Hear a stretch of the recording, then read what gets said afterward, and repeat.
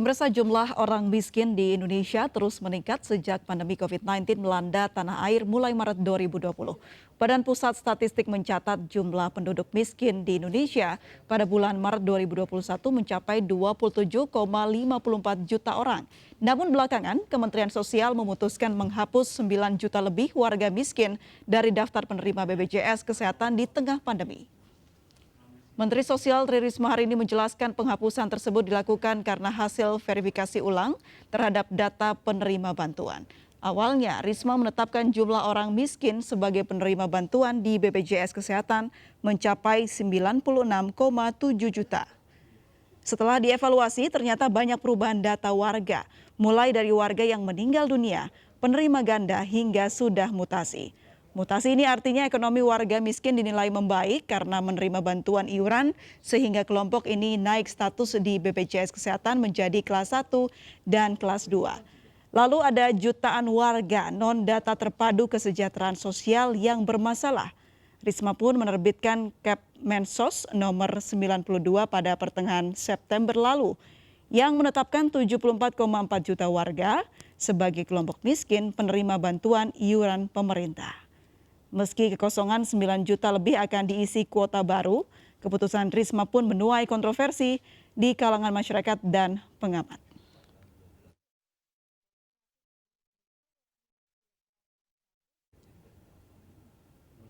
Ya, pemirsa, keputusan penghapusan 9 juta warga miskin oleh Kementerian Sosial tak pelak mengundang tanda tanya dan kontroversi dari berbagai pihak.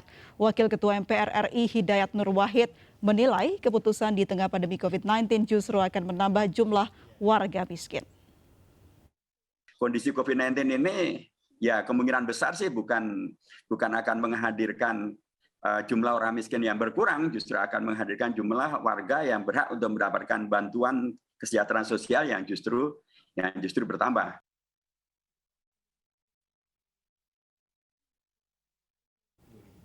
Ya, sementara itu pengamat ekonomi Bima Yudhistira menuding efisiensi anggaran pemerintah demi membiayai proyek-proyek strategis nasional menjadi alasan dibalik penghapusan 9 juta warga miskin dari daftar penerima BPJS Kesehatan.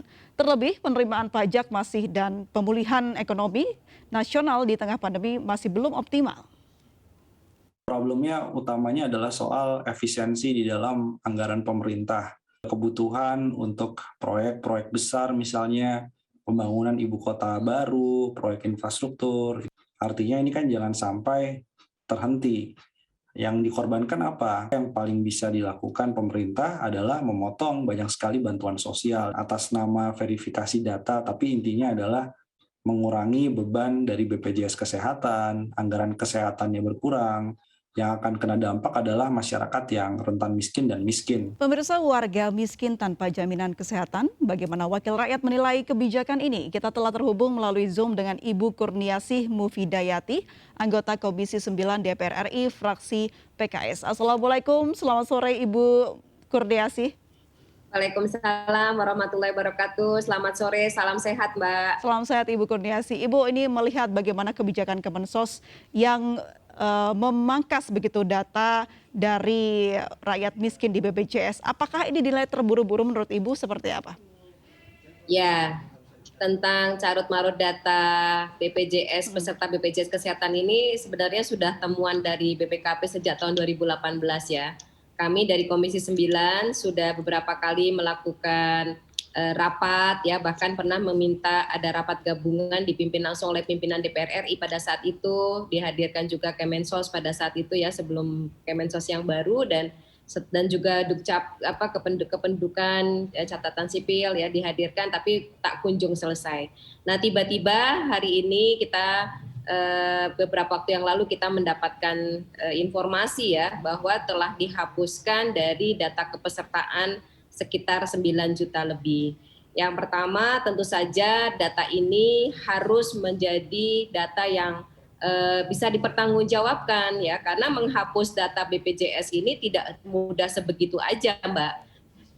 Semua ini kan sudah terdata menjadi peserta. Dan saat mereka didata menjadi peserta PBI, tentu saja ini juga sudah melalui satu proses verifikasi, satu proses yang cukup panjang ya pada saat didata pada waktu itu, Ya. sehingga seharusnya tidak dengan begitu tiba-tiba gitu ya, langsung dihapuskan, ditarik 9 juta sekian data dari BPJS PPI. Apakah betul Bu ini alasan dari BPJS melakukan ini juga utamanya untuk mengurangi beban BPJS Ibu?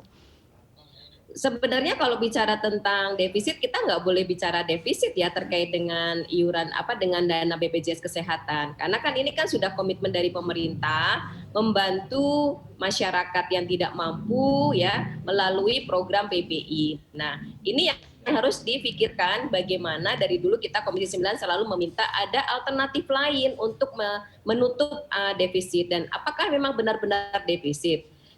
Dan menurut pada masa akhir periode kepengurusan direksi yang kemarin sebelum berganti dengan direksi yang baru kan disampaikan laporannya bagus gitu kan untuk keuangan, karena dengan situasi pandemi COVID-19 ini dana BPJS ini kan banyak yang tidak terpakai juga ya. Jadi ini justru harusnya menjadi satu evaluasi secara komprehensif kalau alasannya itu adalah masalah beban ya pembiayaan dari BPJS Kesehatan. Ini adalah keputusan yang sudah lama. Baik, Ibu Kurniasi, kalau kita bicara soal kebijakan yang diterapkan oleh Kemensos ini, kita bicara bagaimana kebijakan ini dikeluarkan. Apakah sudah ada rapat dengar pendapat atau diskusi di dalam tubuh DPR dengan kementerian-kementerian terkait seperti Kemensos dan juga Kementerian Kesehatan?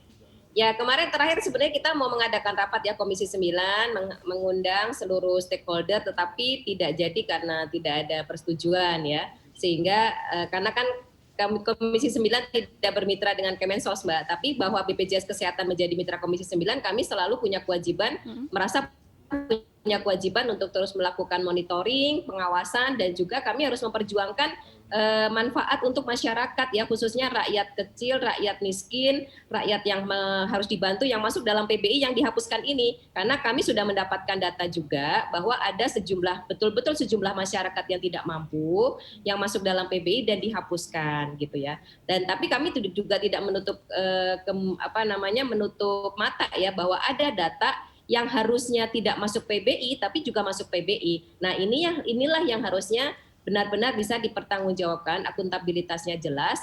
Data ini carut-marutnya ada di titik mana dan mana saja yang perlu dikeluarkan dan mana yang tetap harus dipertahankan. Nah, ini yang harus dibahas bersama dengan DPR RI saya rasa, karena kan kita kan perwakilan dari rakyat yang harus tahu juga data mana yang dihapus, data mana yang kemudian diperbaiki. Karena ada juga yang harusnya tidak masuk PBI, kemudian masuk PBI karena begitu dia ya mampu. Ibu ya. Betul. Ibu Kurniasi, terima kasih banyak sudah bergabung dan berbincang bersama kami di MNC News. Salam sehat selalu Ibu. Selamat sore. Assalamualaikum. Waalaikumsalam.